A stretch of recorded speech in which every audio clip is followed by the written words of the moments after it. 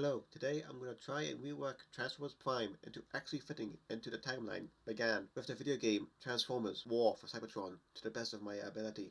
This exercise has two rules. One, no flooding the show with extra characters, and two, only characters that have appeared in the games can show up, mostly. As I'm sticking to the show's original budget as much as I think I can. Now on to the cast of Season 1 and 2. Starting with the Autobots. I imagine that most of the returning characters would simply be their game designs, but with their Earth mode parts instead. The cast is mostly staying the same, with Prime, Ratchet, RC, Bumblebee, and Wheeljack, with the only changes being to them. Ratchet wouldn't be as grumpy. Wheeljack would be the mad scientist who made the ground bridge technology. RC would be more chipper and less Linkin Park tribute video alongside being a car in pink. And Bumblebee would kinda stay the same, but I imagine he'll look more like his original universe toy and be less of the action hero type character. Finally, Prime's only change being his design, as he doesn't really have any major changes personality wise. And now onto the ones I am completely replacing: Cliffjumper, Bulkhead, and Smokescreen, with the Autotroopers, Ironhide, and Hot Rod respectively. Autotroopers because the war's going to be more active in this what if, and plus might as well replace the guy that gets killed off with a guy that's always going to get killed off. Ironhide, as he already feels a similar role to Bulkhead, and unlike Bulkhead, Ironhide was in the games. And finally, Hot Rod. He was in the DS game and he fits this role far better than the misnamed Blue Streak ever did.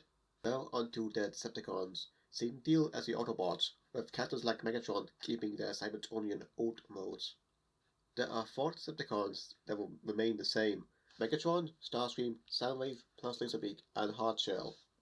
The main 3 differences being minor, as previously stated, with Soundwave speaking and being an armored vehicle again, alongside having all of his minions from the games. Starscream's only real change being having a different jet mode to match his more bulky design from the games.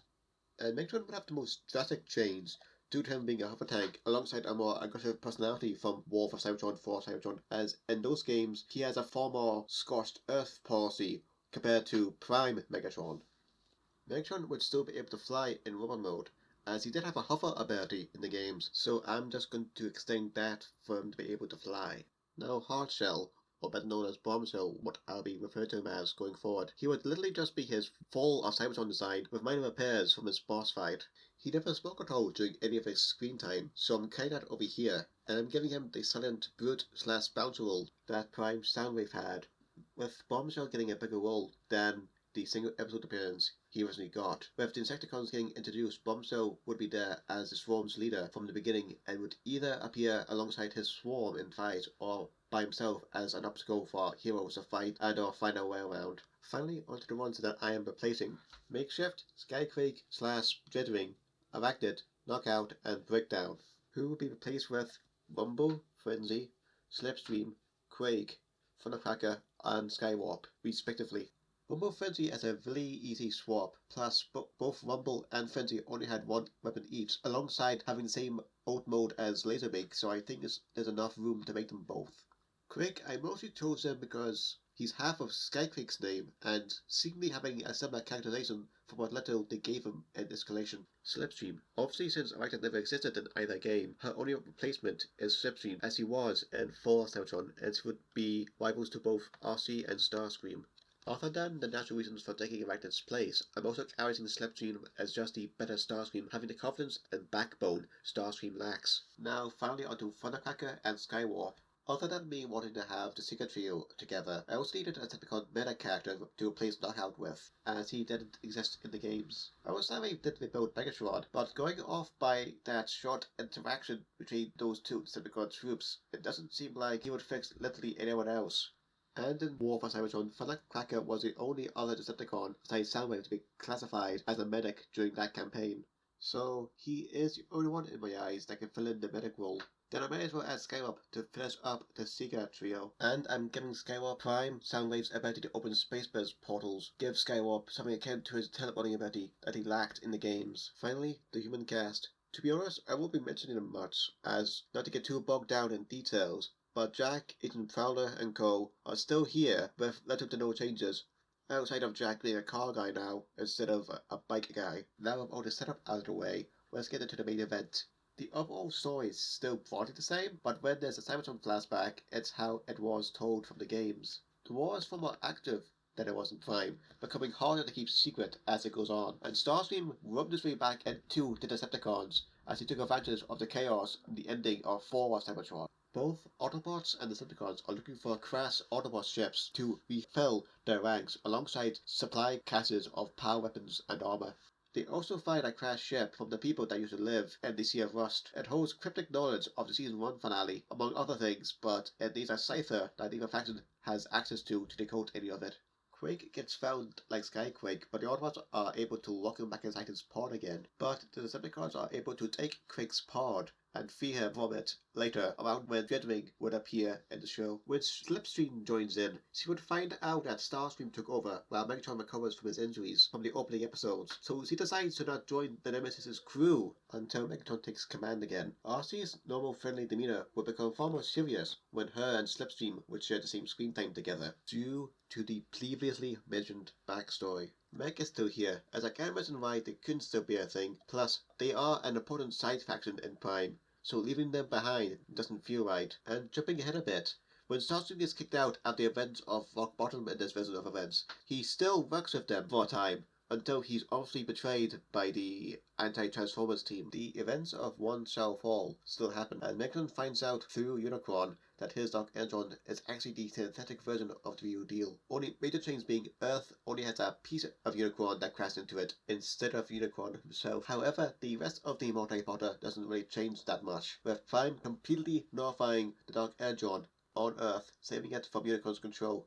But that leaves Prime in a weakened state, which Megatron takes advantage of to steal the Matrix, leaving Prime in a near-death state. And while the Autobots do regain the Matrix, saving Prime's life, but it's not before the Decepticons are able to download information from it. Ending Season 1, with Season 2 beginning with a quick recap, and the Decepticons slowly deciphering the information gathered from the Matrix, with miscellaneous adventures happening between the Decepticons' advancements in unlocking the data, like the previously mentioned Starscream getting kicked out of Decepticons, and Hot Rod entering the picture, and mentioning how he got split up from Ultra Magnus during the Ark's breakup and crash after exiting the portal from Ball of Cybertron. Then Slipstream uses the Agent's ship with the info found within the Matrix to find a way to access Cybertron's core without having to use Omega Supreme, but before she can show Megatron, Starscream lures her into an Autobot trap and regains his place in the Decepticons with the data he stole, but on extremely thin ice. But it doesn't stop Starscream beginning his B-plot to permanently take over the Decepticons from Megatron. When going through the data, the Omega Lock still needs Omega Supreme to unlock it, but it turns out any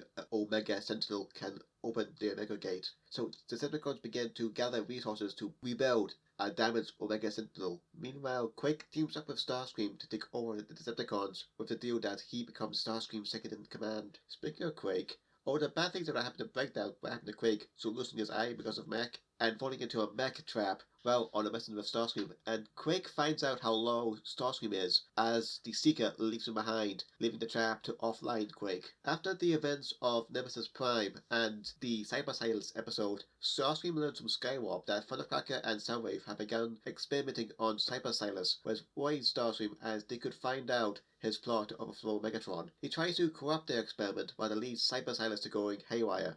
During the chaos, Megatron returns and puts down Cyber Silas, with Soundwave telling him what they found within his memories. Starscream tries to flee, but is quickly captured by Megatron, who finally puts him down, using him as a warning to all other remaining Decepticons that treachery will no longer be tolerated, especially since during this critical point in his plans. The Autobots use Slipstream's link to the Nemesis in order to find out about the Decepticons' plans, and find out they are rebuilding a damaged Omega Sentinel in order to open the Omega Lock, the gateway to Cybertron's core. Then the Autobots push the ground bridge to its limits in order to race to the reconstruction site where the Decepticons are rebuilding that Sentinel, when they meet Shockwave in command of the operation. The finale of Season 2 begins with an all-out fight. The Autobots try to stop Shockwave but fail as the Omega Sentinel wakes up with its new Decepticon reprogramming and begins attacking the Autobots. They get pinned down, and Megatron then commands it to open the Omega Gate. It flies away with the Autobots desperately trying to stop it, but they can't from their current location. As the Sentinel begins unlocking the gateway, Optimus makes a desperate call to any nearby Autobots on Cybertron for help, but nobody seems to answer it. But before the Autobots get completely overrun, a voice is heard over the comms, acknowledging SOS, Omega Supreme, engaging Decepticons. Then a large volley of heavy weapons fire eliminates the Decepticons' forces with Shockwave barely escaping. Omega flies down and picks up the Autobots, then races over to the Omega Gate. He then fires a metal barge towards the corrupted Sentinel, disrupting the unlocking sequence, causing the gate to go into lockdown, with the Autobots and Decepticons then having a skirmish, with Omega Supreme and the corrupted Sentinel going at it in the background. The Autobots then gain the upper hand when Omega puts down the corrupted Sentinel, causing Megatron and the Decepticons to retreat. While Megatron races through the portal, he quickly orders Soundwave to continue with Phase 2. When the portal closes, Omega wants to help Optimus with whatever Megatron is planning, but Prime orders Omega and remaining Autotroopers to remain here as the Decepticons are likely to return. Then Prime's team returns to Earth as HQ's alarms blaring as the Nemesis is heading straight towards them. The base then detects Seekers coming in for a bombing run. Prime orders the base to evacuate, and things play out similarly to they do in the original show, with the Decepticons destroying Prime's HQ, ending Season 2. Now, before we go into Beast Hunters, let's quickly go over the new cast members. Ultra, Magnus, and Shockwave obviously stay alongside taking on their game designs, with their characterizations not changing much, though I can see Magnus being more like his G1 self and less like his IDW self, going off how the games wrote everyone. I am replacing upgraded Prime with Grimlock, as looking back now, I think we missed out on something amazing with Grimlock fighting Predaking, and it's one of the reasons why I am attempting making Prime fit into the game's timeline much better. Speaking of Predaking, it's time to talk about the giant mechanical dragon in the room. I know I said only game characters will be brought over, but in my mind, Predaking is the result of Shockwave's experiments with Grimlock and the Dinobots. After Shockwave getting his arm bitten off by Grimlock, he knew in order to have a loyal experiment with that much power, he couldn't have given it to a compatible Autobot, no matter how much altering to the brain module he could do. So Shockwave makes a brand new Decepticon from the ground up, using data from the Dinobots so he could create his ultimate Decepticon, Predaking, and plans to make more, using him as a template. Season 3 begins with a montage of the war no longer being secret, as the Autobots openly fight alongside the human military in holding off the Decepticons. They are doing the best they can, but without Prime, the best they can do is hold the line until either Prime returns or someone else steps up to take command. Then the camera pans to RC, where all this information is coming from out of the radio in her car mode. And like the original show, this is where Ultra Magnus regroups with RC and they round up everyone they can to help with holding the line until Prime's return. Meanwhile, the Decepticons dig through the records of the Autobots' headquarters in order to find any remaining Autobots and to find Slipstream so she can return to her post as the Decepticons' air commander. While under their noses, Hot Rod patches up Prime's wounds while trying to figure out how to get him and Prime to escape without the Decepticons noticing. Later on, as the Autobots begin their plan to take out the newly built Decepticon Spire, the Decepticon salvage team finds Hot Rod and Prime.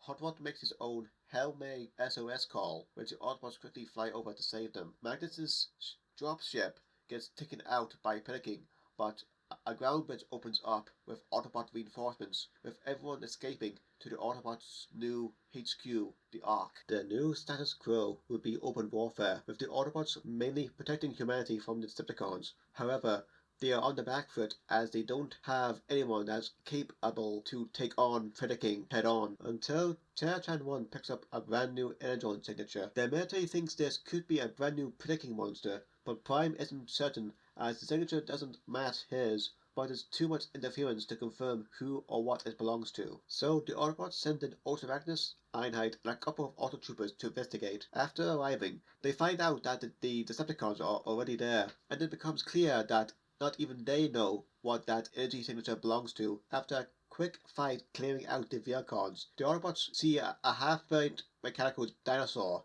in the cave floor. Ultra Magnus wonders if this was a failed experiment, but Terratran 1 reports that this is the missing Autobot Grimlock. Ironhide says that's impossible, as Grimlock then turned into a Predacon, but Prime counters Ironhide as it is possible that Shockwave experimented on Grimlock and he looked a bit different last time the two spoke while Grimlock was trapped in Shockwave's facility. Prime then says that Grimlock could be what they need to tip this war in their favor.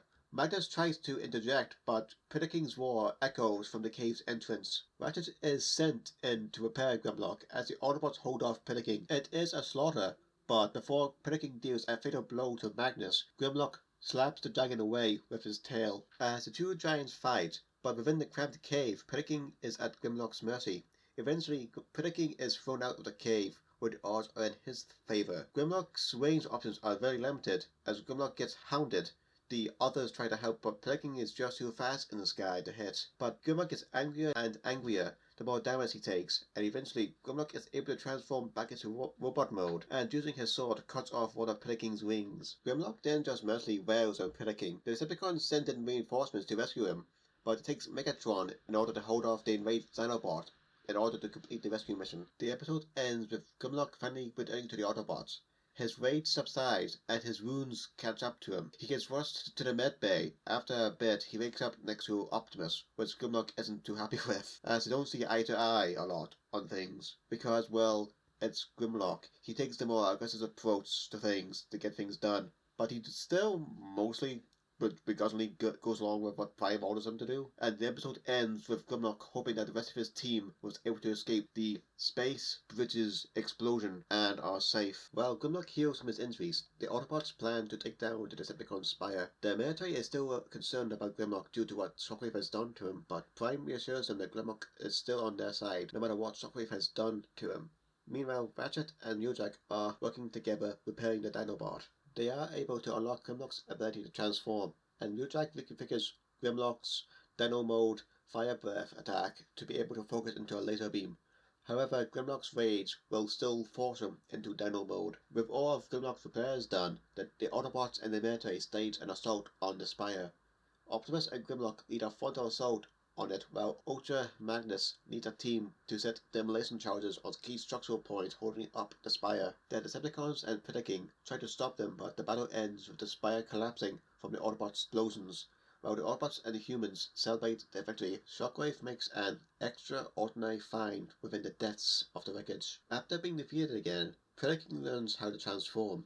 Megatron likes this development, but tasks Soundwave and Shockwave to keep an eye on Predaking, as his aspirations can develop into a problem. Meanwhile, Miko is putting the idea in Grimlock's head of using a ground bridge to walk into the Nemesis and begin wrecking the place. Ultra Magnus is against the idea, as Grimlock could be overwhelmed by that amount of Decepticons, but Ironhide suggests that a team goes alongside him to sabotage the Nemesis from within, and when it's done, they can both evacuate.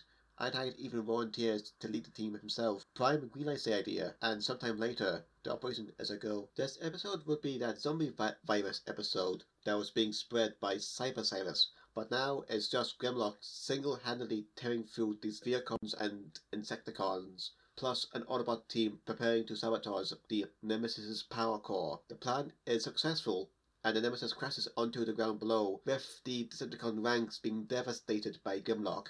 The Autobots escape before Megatron returns to the heavily damaged Nemesis, ending the episode. The Decepticons use whatever salvage they can get a hold of in order to repair the Nemesis, and as repairs are being undergoing, Shockwave uses that mysterious substance he found within the wreckage of the spire on the power core. It works remarkably well as the ship begins self-repairing and at a fast rate, with a familiar voice coming over the comms, leading to a grin coming across Megatron's face. Some small filler happens, with Grimlock and Predaking fighting each other, while the Decepticons gather material for their new project. Then, like in the original show, Megatron decides that Predaking and these Predacons are too unpredictable for them to control, especially with their numbers being severely hindered. So Megatron arranges for the Predacon lab to be found by the Autobots, which quickly leads to its destruction. When Shockwave, Predaking, and Megatron return to the lab, Predaking is distraught and vows to pay the Autobots back for destroying his kind, while Shockwave finds the explosion created even more of that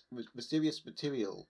Meanwhile, the Autobots are puzzled by Decepticons still collecting materials for something, and how they were able to fix their Nemesis so fast. So they plan to capture one of the leading Decepticons. They set a trap and are able to capture Thundercracker. He stays quiet for a bit, but Optimus appeals to his scientific nature and his neutral attitude towards humanity. which leads to Thundercracker revealing Megatron's plan to use the mysterious material cyber matter to turn Earth into a salvage planet in order to restore Cybertron, and it was used to fix the Nemesis and fully repair the once fought unfixable monster Trypticon. Finally, Thundercracker slips up by revealing to the Autobots that Megatron purposely let them destroy the Predacon lab. Immediately after that info is dropped, the Decepticons attack the Autobot base to get Thundercracker back. They are successful, but during their fight, Grimlock lets Predacon know the truth. Predacon doesn't believe that, but after the fight, he can't let it go and begins digging for answers, finding that Shockwave found a way to restore Trypticon, and since he's far more loyal to the Decepticons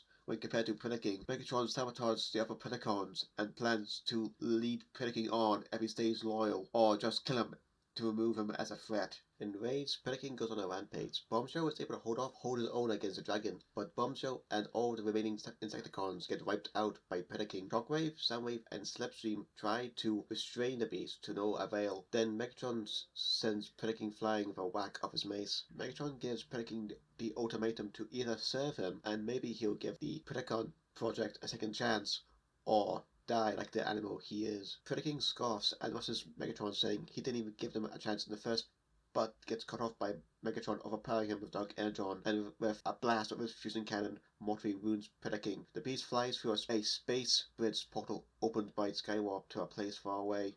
Trypticon apologizes for not being able to help, but Megatron reassures him that his current task was far more important, leading into the finale of Season 3. The finale still largely plays out the same, but with the differences being Megatron doesn't meet his end here. Instead, the second the Autobots were able to sabotage the Nemesis's space bridge systems to restore Cybertron, they leave, escaping through different portals before the systems overload. They regroup at the Ark's launch site, ending the show looking towards the still body of Metroplex, and Trypticon stating his T-Cog was fully restored, ending the show on a cliffhanger. Finally, onto the Beast Hunters movie, but instead of doing a straight-to-video movie, I'm scrapping it for the final game, Transformers Return to Cybertron. Am I stretching the rules to the limits here?